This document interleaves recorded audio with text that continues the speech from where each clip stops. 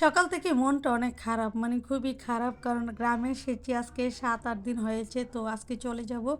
তো আজকে বিকালবেলার জন্য গাড়ি ঠিক করে রেখেছি। তো আমরা চলে যাব, তার জন্য মনটা অনেক খারাপ। আমার মারও দেখি মানে একটু কান্না, কান্না ভাব। তো মানে গ্রামের বাড়িতে আসলে অন্যরকম এক আনন্দ লাগে। আর মার বাড়িতে আসলে তো বুঝিনি মা যে কতটা খুশি হয়, কতটা আদর করে, আর কি বলবো। তো আসসালামু আলাইকুম, সবাই কেমন আছেন? আশা করি ভালো আছেন। তো আমিও আল্লাহর রহমতে আপনাদের দোয়া ও ভালোবাসায় অনেক ভালো আছি। তো বাড়িতে আসার পর থেকে মা যে কত কিছু রান্না করে, কত কিছু যে করে, আহে আল্লাহ!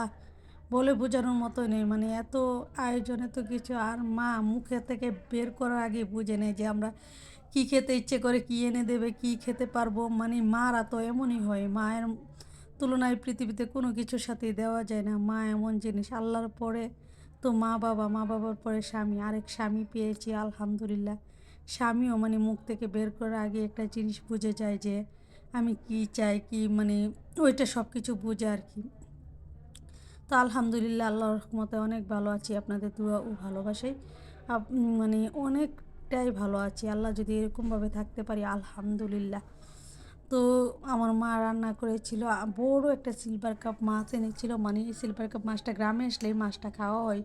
শহরে এই মাছ পাওয়া যায় কিন্তু আমার কাছে তেমন ভালো লাগে না। তো গ্রামে একদম লাল তরতাজা সিলভার মাছটা এনে একে ঝাল ঝাল করে দু পেঁয়াজা করেছে।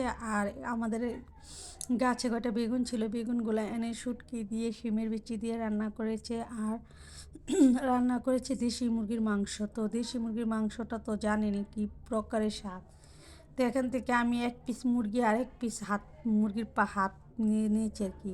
হাতের যে পাখাটা হয়, মানে এটা আমার কাছে খুবই ভালো লাগে। আমি মাংসটা তেমন খাই না, তো জোর করে আমার বোনে এক পিস মুরগির পিস দিয়েছে আর একটা পাখা নিয়েছি।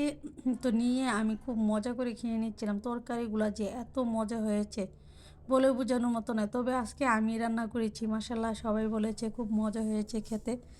তো আলহামদুলিল্লাহ আমি নিজেও অবশ্য নিজে রান্না করা খাবারটা বাদে কমই খেতে পারি। মানে আরেক হলো আমার বোনেরদের রান্না, আমার মায়ের রান্না অনেক মজা, অনেক। তারপর আমার নিজের হাতে রান্না, নিজের হাতে রান্না না করলে যেন আমার খাবারটাই কমপ্লিট হয় না, মানে এরকম লাগে। তো খুব মজা করে খেয়ে নিচ্ছিলাম। আমার ভিডিও ভালো লাগলে লাইক কমেন্ট শেয়ার দিয়ে পাশে থাকবেন, আর আমার জন্য সবাই দোয়া করবেন। তো খেতে খেতে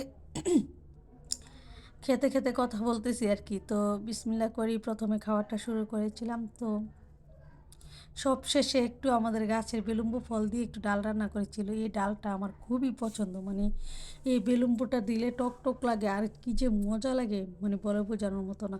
তো ডাল দিয়ে লাস্ট ফিনিশিংটা করে নিচ্ছিলাম। আল্লাহ হাফেজ, আসসালামু আলাইকুম।